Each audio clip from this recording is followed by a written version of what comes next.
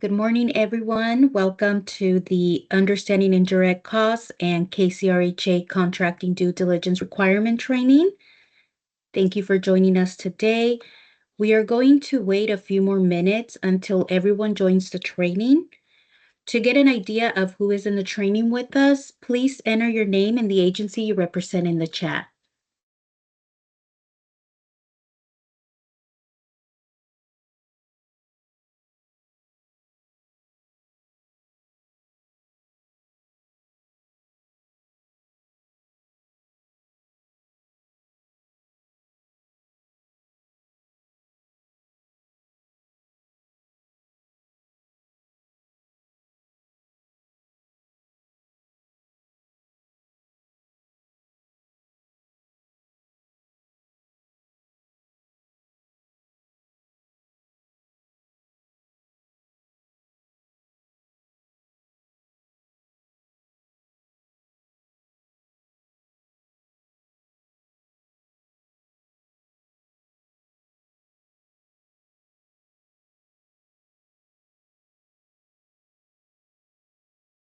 And we'll wait one more minute before we begin.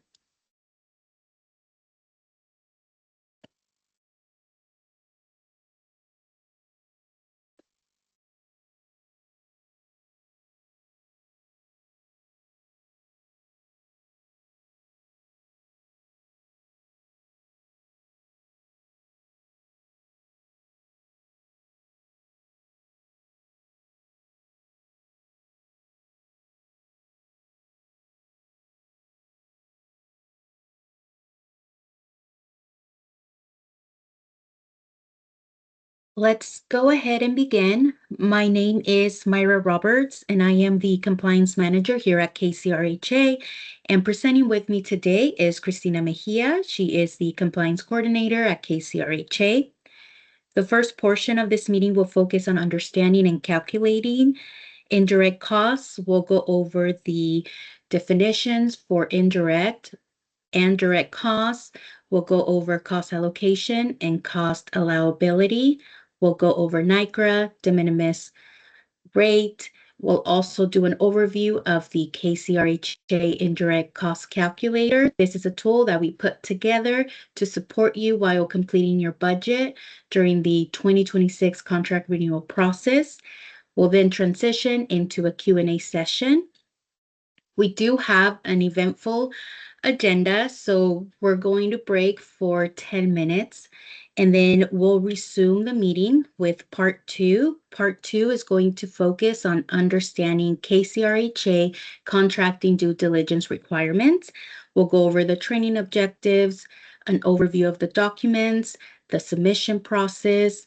We'll go over your points of contact throughout this process, share a list of tool and resources, and then end this training with the Q&A session. Please feel free to enter your questions in the chat at any time throughout this presentation. Our goal is to answer questions during the Q&A session. This training is going to be recorded. We will share the recording and the PowerPoint presentation with everyone after our trainings. This training is scheduled for 2 hours. However, we may end sooner. And I am now going to pass it over to Cristina Mejia. Thank you, Myra. Hello, everyone. I'm Cristina Mejia, KCRHA Compliance Coordinator, and I will be presenting on understanding and calculating indirect costs.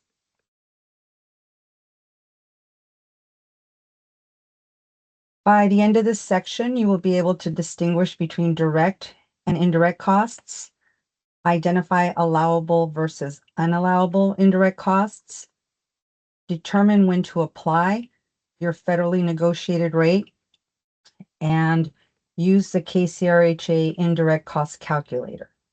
So let's get started. So this formula shows that true cost of service includes both direct and indirect costs, and we'll define each type of cost in the next few slides. So according to federal regulations, Direct costs are expenses that can be clearly connected to a specific project.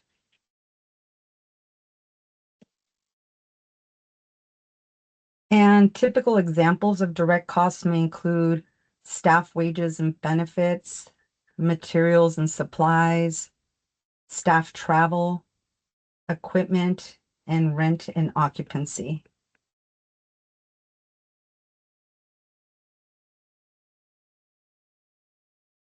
So direct costs can include administrative costs, and administrative costs can be administrative costs can be direct costs if they are directly attributable to a specific project or activity.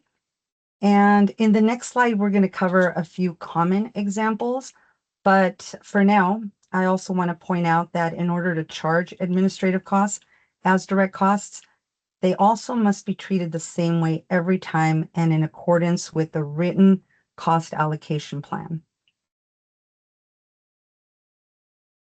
So an example, an organization can't charge a cost directly to a federal grant if a similar cost used for the same purpose is usually treated as an indirect cost in a similar situation.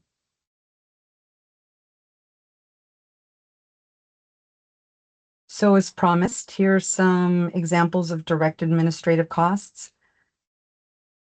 Property insurance, rent and utilities, office supplies, office space, utilities and postage, clerical support, and general and facility costs that can be directly tied to a cost objective.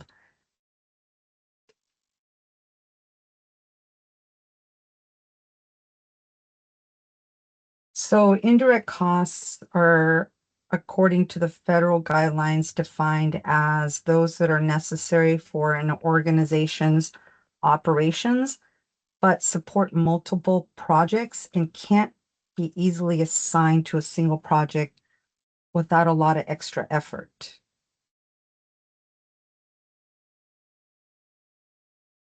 And typical examples of indirect costs for many nonprofits include things like depreciation on buildings and equipment, costs of operating and maintaining facilities, general administration, such as salaries for executive officers, accounting, human resources, that kind of stuff, uh, shared office supplies, office space, utilities and postage, administrative support, insurance.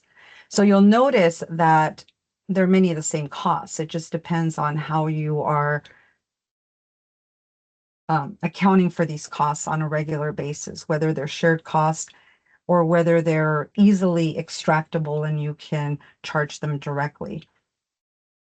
So rent and occupancy, for example, sometimes is charged by an organization as a direct cost using a square footage formula or a full-time equivalent employee formula.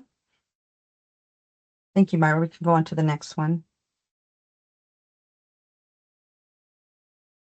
So for larger nonprofit organizations with federally funded projects, they may choose to divide indirect costs into two main categories: facilities and administration.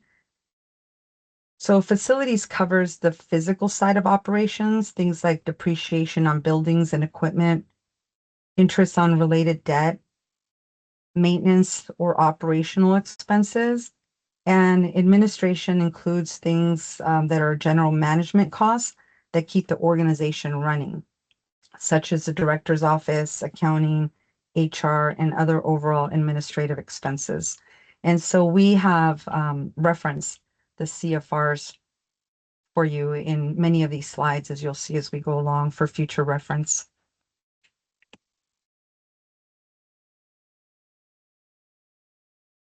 So when we talk about direct, indirect, facilities, and administrative costs, it's important to remember that there's no single definition that fits every organization. Different types of organizations, from small to large, or government entities, use different cost accounting methods based on their structure. But the key is consistency within each organization. A cost that one organization treats as a direct expense might be considered indirect by another, and that's okay. So as long as it's applied consistently.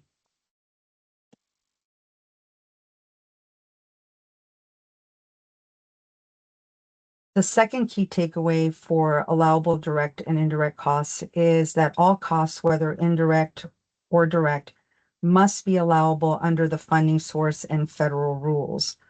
And according to the Uniform Guide 200.403, that means costs must be reasonable, follow any restrictions, be applied consistently, comply with GAAP, not double counted, or counted as match without approval, and must be well documented. So we again have referenced the specific subsections here for your benefit, or but in short, every cost must be reasonable, consistent, and documented.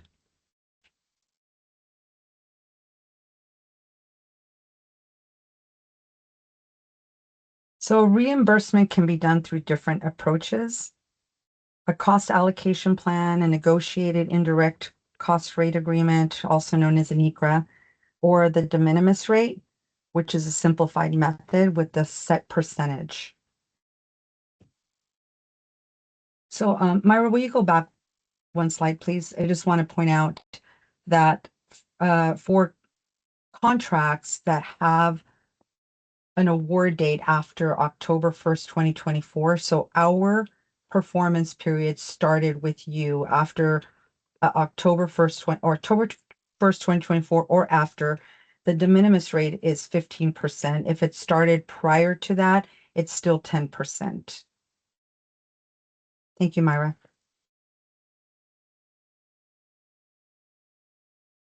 So cost allocation plan. A cost allocation plan summarizes in writing the methods and procedures that an organization will use to allocate direct and indirect costs to their various programs, their grants, their contracts, and their agreements. And there are three acceptable methods to calculate the indirect cost rate in a cost allocation plan. One is the simplified allocation method. Another is the multiple rate allocation method.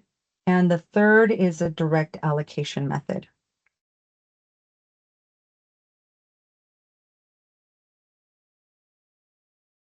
So a simplified allocation method would be used when an organization only has a single function. All programs benefit equally from the shared cost. The payment is governed by the terms of the grant document or legislative authorizing the program. Federal awards are not material. And an organization may use the multiple rate allocation method when all programs do not benefit equally from the shared costs, and indirect costs are pooled and allocated to direct cost objectives based on various distribution bases. And the direct allocation method might be used when all costs are charged directly to programs, except for general administration. And various bases are selected to directly allocate costs to programs. For example, space allocated on square footage or FTEs, as previously indicated.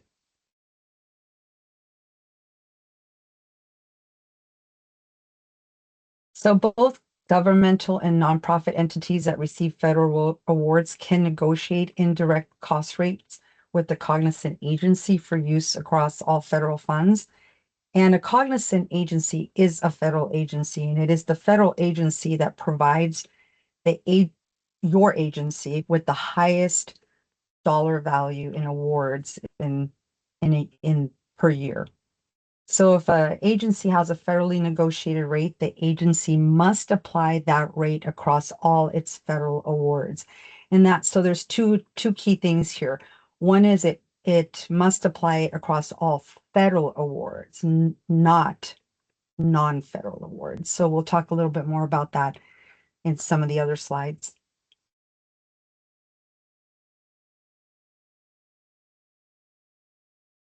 So in some cases, non-federal KCRHA fund sources allow the agency to use the federally negotiated rate or de minimis. And so these are two examples of where if you may have a federally negotiated rate and choose not to use it or choose to use it. It's up to the agency. So the Department of Commerce, CHG funds allow for the application of federally negotiated rate. Their administrative rate is 15%, and it includes the indirect and administration as part of that cap. And so if you have a negotiated rate, they allow you to use your negotiated rate. Now, the city of Seattle allows for actual indirect costs, but you can choose to just use your federally negotiated rate, or you can choose to use actual. I'm just going to quickly explain what that means. So in both de minimis and NICRA, there are costs that are allowable in the base and costs that are not allowable in the base. So it is a modified base. But in the city of Seattle, what they're saying is there are no exclusions, or the base is your total actual indirect costs. So it's 100% of your indirect costs can be charged to the city of Seattle. The CHG is not saying that. The CHG is saying 15% of your actual indirect costs. So again, there's no exclusion, but they do have a rate that you must apply. So it's just important to note these so that as you're deciding which rate to apply, you can keep this in mind.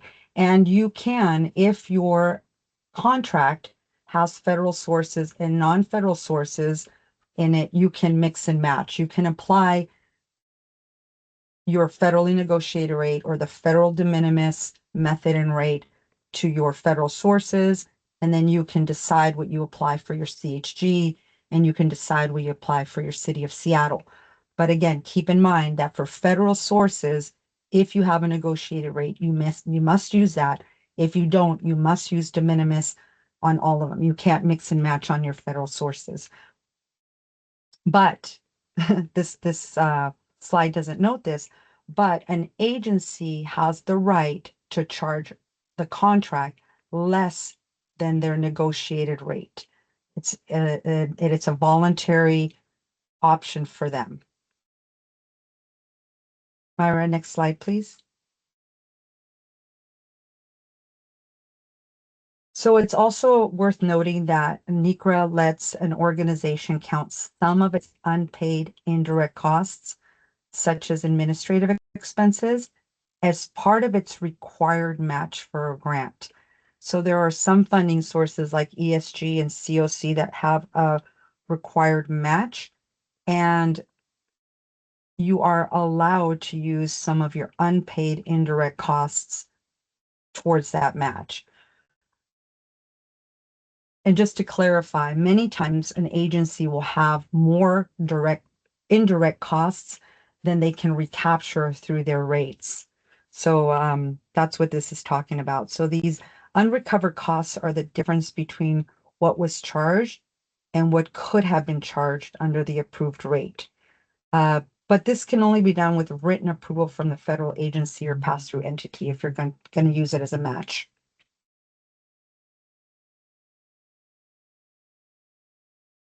So if your organization does not have an approved indirect rate, you can use de minimis up to the 15%. Again, if your contracts have a performance period that started after October 1st of 2025.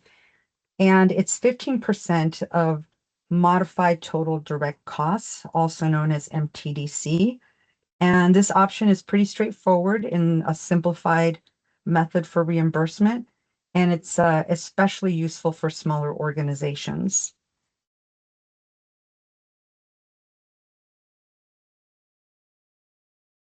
So MTDC is a key calculation basis for many indirect cost approaches.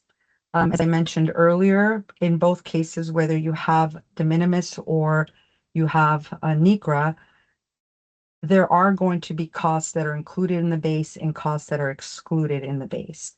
And for de minimis, what is included are salaries and wages, applicable fringe benefits, supplies, services, travel, and sub-awards up to $50,000 per sub-award. So as an agency, as a grantee of ours, if you choose to have your own subrecipients to perform on your contract with us, you may sub-award some of that, but you will have to subtract any sub-awards up to $50,000 from your base for indirect purposes.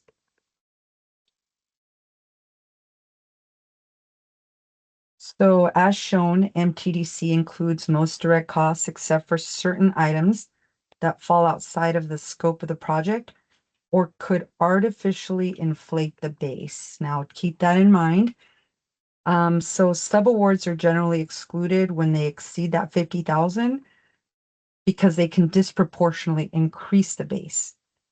However, they allow that 50,000 to be included because they've considered this to involve legitimate administrative effort to administer and monitor the pass-through funds. So as if you do choose to award to an subaward some of this, you still have to administer and monitor that subrecipient. So that's why they allow you to include at least 50,000 or to include up to 50,000 in your base for your indirect cost rate application.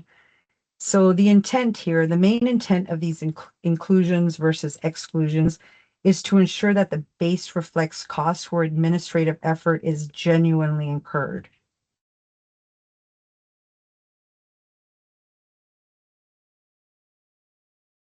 So now we're going to get into the KCRHA indirect cost calculator. We provide an indirect cost calculator to help you determine your indirect costs accurately. And this calculator is designed to streamline your indirect cost calculations, adhere to federal policies, and maximize your allowable costs. So you'll notice that we've got 4 tabs here. The first tab is instructions. So we've briefly described the purpose of the calculator, and then we've also provided a brief guidance on referring to allowable indirect rates, including the fact that you'll want to look at your PSA, your Program Service Agreement, also known as PSA, to determine which guides apply, because the guides will dictate which rates are allowable or where you have some choices and where you can mix and match. And then we also included a brief description on how to decide which is the right cost calculator for your purpose. So you'll note that we have a de minimis rate and we have a NICRA. And then we also have the Department of Commerce. And those are the only 3 because those are the only instances where a rate would be applied to a base. And many of the other sources from King County or the Department of Commerce, I'm sorry, the Department of Commerce, not King County in this case, while they are not CHG sources, they are guided by the CHG guidelines. So these are the only 3 instances where you will need to calculate using a base and a rate. And in each tab, Myra, will you please go into the de minimis rate tab? So each tab will have the same format. It'll have an introduction that explains that particular calculator. And in this case, for de minimis, we reference the CFR guides that dictate how de minimis works, federal de minimis works. And we went ahead and included what is included in the base and what's included for ease of reference. And then you'll notice over on the instructions, we have step 1, 2, 3, and 4. Step 1, you enter the total federal award. So we've entered $100,000 in D10 as an example. And step 2 is enter the de minimis rate. We entered 15% as an example. And we did not we're not, this will be blank for you to enter. We did not include 15% automatically because some contracts are still operating under the 10%. And so you'll have to input your rate based on your PSA. And so then we have the excluded costs, and we've entered 3 line items for you where you can itemize the excluded categories, but you also have the option to add more rows as needed, and the formula will include the rows that you enter above the formula. It'll automatically calculate. And you'll notice that the gray cells versus the white cells, and the gray cells are formulas. So that's the only difference there. So we've included equipment, and Myra's plugged in $10,000 as an exclusion. And then you'll notice that the calculator automatically calculates what your indirect base will be, and it calculates your indirect costs. And then right down below, it will give you your total direct costs versus indirect and reconcile to the total grant. So that represents the indirect cost amount, represents the maximum indirect amount that you can charge the contract. Myra, will you go to the NCRA calculator tab next, please? And you'll notice that we've got the same format set up here. And again, an introduction, brief description of what it is, how it works, how to find your NCRA agreement. And then if you go to the calculator for Department of Commerce, we've got the same format here. And this is coming from the Department of Commerce guidelines. So for your reference, we've got an introduction, what the guidelines state, what are examples of what are considered administrative and indirect. And those are coming straight out of the Department of Commerce guidelines, CHG guidelines. And again, we've got the same format where you just plug in the numbers. The gray cells are the formulas in the cells. And you'll notice that we also, for this particular case, because they do have a cap of 15%, we noted that for you as well.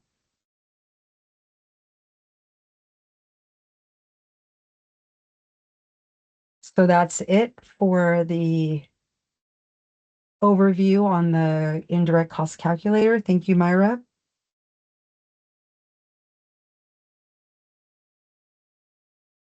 So just a quick recap for part 1.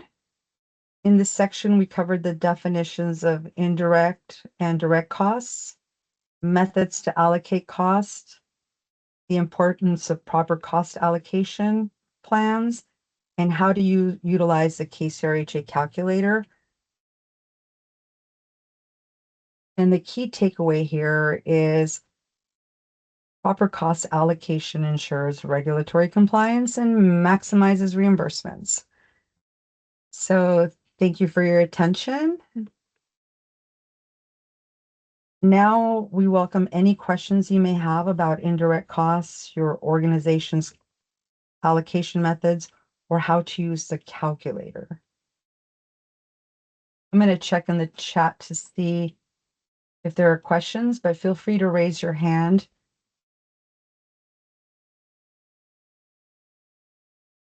Oh, wow, we've got lots of questions here. All right, I'm going to go from the bottom up just because I know in the beginning there were introductions. So question 1, is the KCRH, where is it located? Salesforce or website? So we will be, as Myra indicated, we will be sharing the recording of this presentation, the slides, and we will also be sharing the calculator, but the calculator will also be available on our website. Is that correct, Myra? Yes, that's correct. There'll be a link. Thank you. Is there anything built into Salesforce that will give us an error or notice if we go over allowable indirect costs when entering the amounts in a funding disbursement? So not at this point. So at this point, your invoice specialist reviewers are double checking this manually.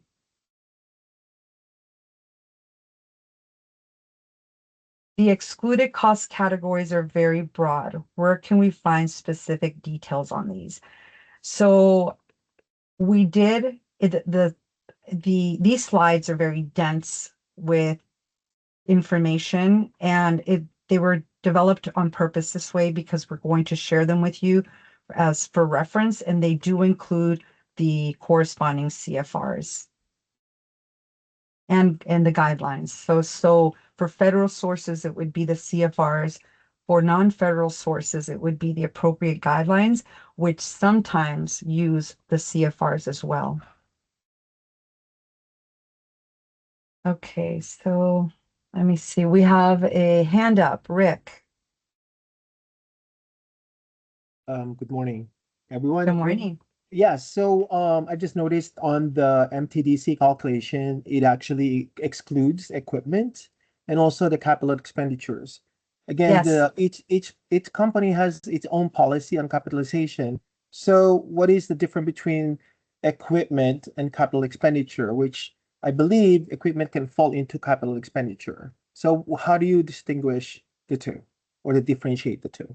Yeah, so that's a really good question. And it is the CFRs are more specific, and that's where I'm going to refer you to. But the whole intent to keep in mind is the overinflation of the base. And the whole intent of the base is to recapture uh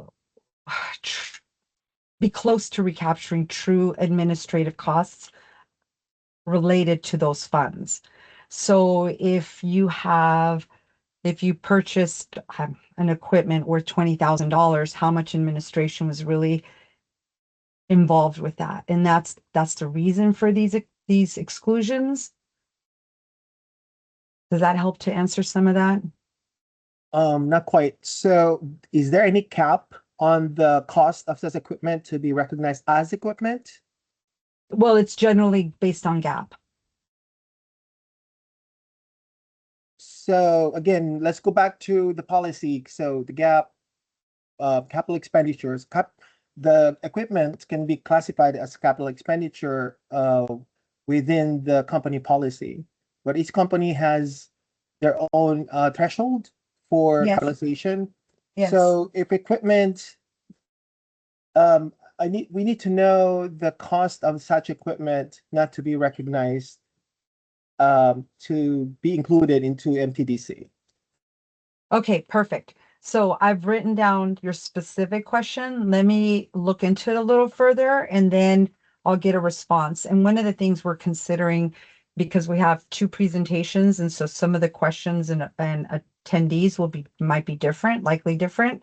We're hoping to put together FAQs to make sure that everyone gets the answers to the questions that are not only asked at different sessions, but asked we can't answer necessarily on the spot or asked after the fact. Appreciate it. Thank you so much. Thank you, Rick. So I don't see another hand up, so I'll just continue to look through the chat to see if there are other questions. One thing that I would like to include is that the guidelines are also going to be included on our website. So as you're working on allocating your contract budget, you can always go to the KCRHA website under the resources page, and you'll be able to find the applicable allowable cost checklist and program guidelines. I am not seeing another question in the chat. If I missed a question, would you please raise your hand so that I can look again?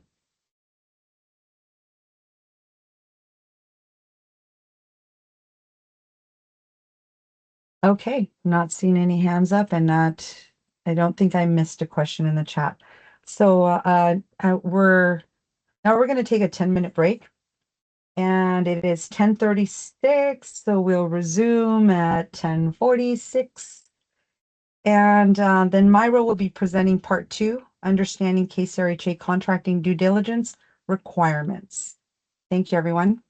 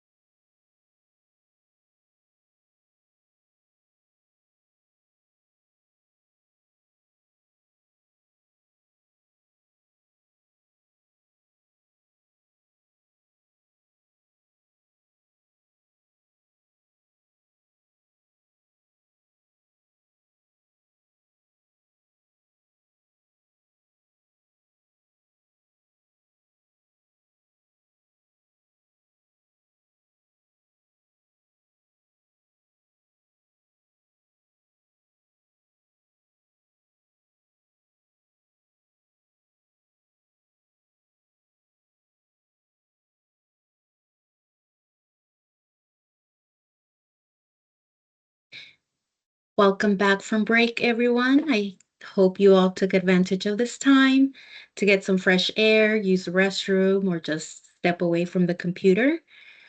We are now going to resume the training. The second portion of the training is focused on understanding KCRHA contracting due diligence requirements. I am now going to provide an overview of the required due diligence documentation, what items need to be completed on each of the documents, and how to submit the documents. At the end of this training, you will, like I mentioned, understand what are the required due diligence documentation, what information is required on each of the documents, and the process for submitting due diligence documentation.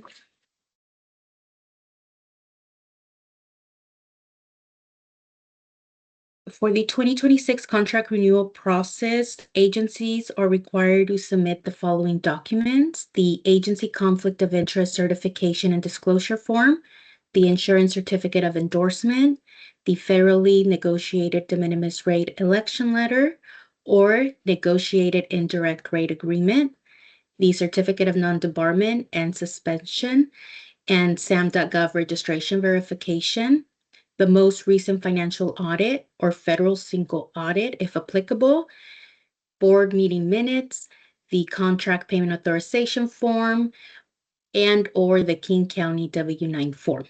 I am now going to go over each of these documents. The conflict of interest certification form and the disclosure form are now consolidated into one document. This document must be renewed annually or whenever there are any potential apparent or actual conflict of interest. This form expires in 12 months from the signature date. If the form that we currently have in file is active, the agency does not need to resubmit this document until near the expiration date. When submitting this form, please confirm that it is fully completed. It discloses any and all conflict of interest, and it is signed by an authorized agency representative. The insurance certificate of endorsement is also another form that's required for all agencies. All agencies must have an active certificate of liability insurance in file throughout their contract performance period. If the policy effective dates on the insurance certificate of endorsement in file falls within the contract performance period, then the agency does not need to resubmit this document until near the policy expiration date. When submitting this document, please confirm that the type of insurance and amount limitations on the insurance certificate of endorsement match the PSA insurance requirements and the amounts limitations. Please confirm that KCRHA is listed as a certificate holder. For convenience, I added the KCRHA address to this slide. Please also confirm that KCRHA is listed as additional insured in the description box or as an endorsement. And if your contract was awarded City of Seattle funds, please confirm that the City of Seattle is also listed as additional insured in the description box or as an endorsement. This slide shows sample language to include in the description of operations location vehicle section. Whenever you submit your certificate of endorsement, this is the language that we're looking for. If we don't see it, this is when we reach out back to the agency to ensure that we have the required information on this form.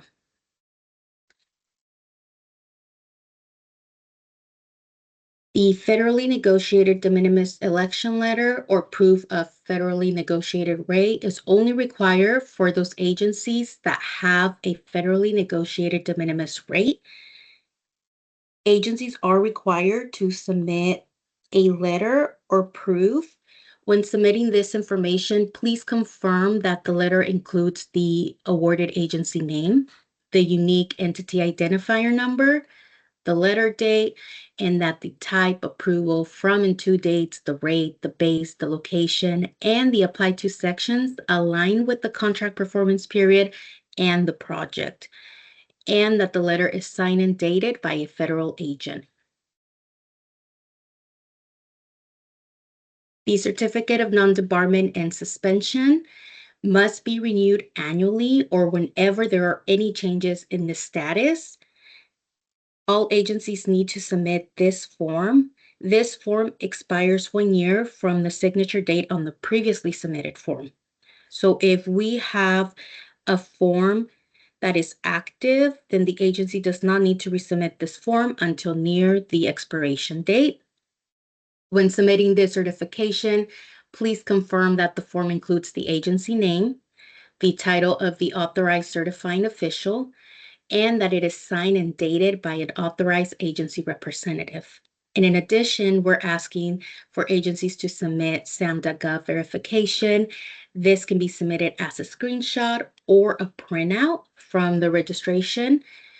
When submitting verification, please confirm that the agency name is listed on that document, the verification date is included, and that the agency registration status is showing as active. All agencies also need to submit the most recent financial audit or single audit if applicable. A single audit is a comprehensive audit of a non-federal entity's financial statements and its compliance with federal program requirements mandated for entities who spent $750,000 or more during their fiscal year in federal awards before October 1st, 2024. Or non-federal agencies that spend $1 million or more during their fiscal year in federal awards on or after October 1st, 2024.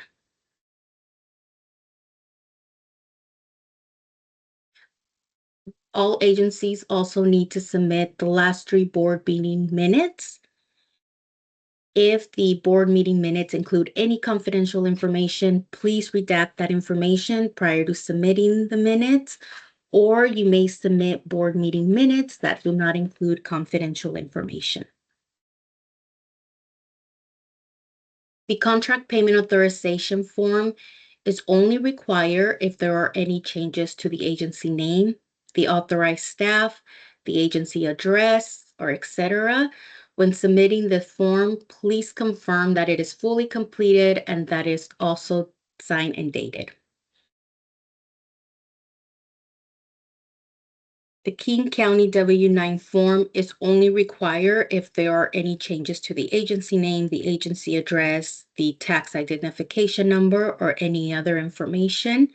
When submitting this form, please confirm that it is fully completed and that it's signed and dated.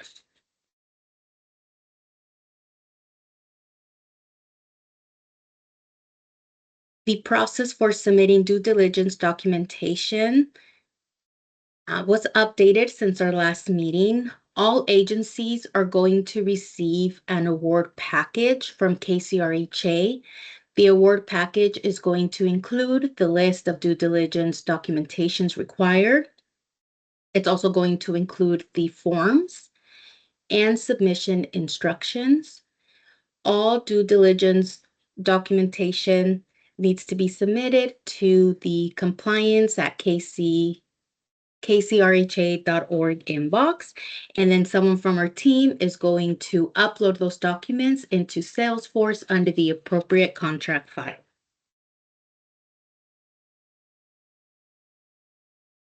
If you have any questions throughout this process, you may contact your assigned program representative at any time, or you may contact one of the relevant inboxes listed below for support.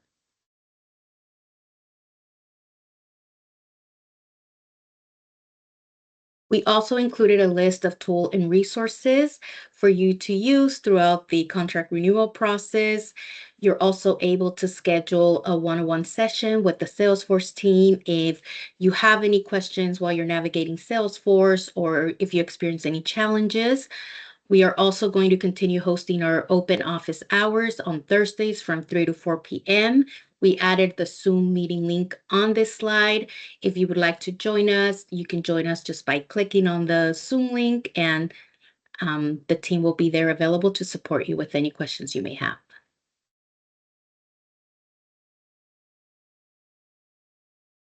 We also included a list of resources. These resources will be included on our website to guide and support while you're completing your budget. Please note that the King County Consolidated Homelessness Grant is in the process of being renewed. So an updated version of the guidelines will be coming soon. As soon as we have that information, we are going to share it with you and also update it on our website so that you're always referencing the most up-to-date information.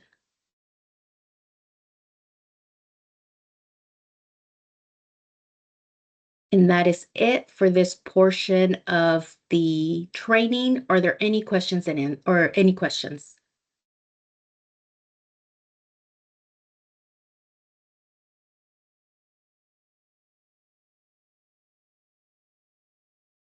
Feel free to raise your hand or add your question in the chat, and then Christina or Damien will share the question with everyone.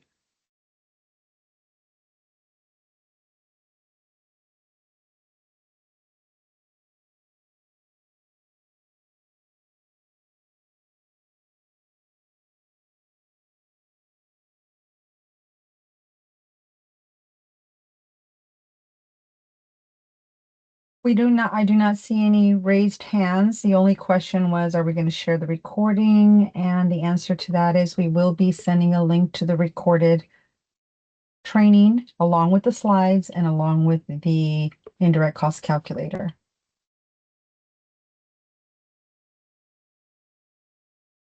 Thank you, Christina.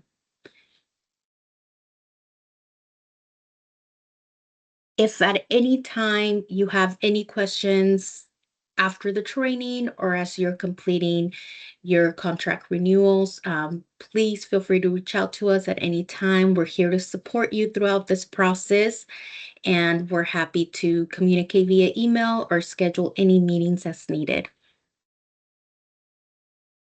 This concludes our presentation, and I hope all of you have a great rest of the day, and we'll talk to everyone soon. Bye, everyone.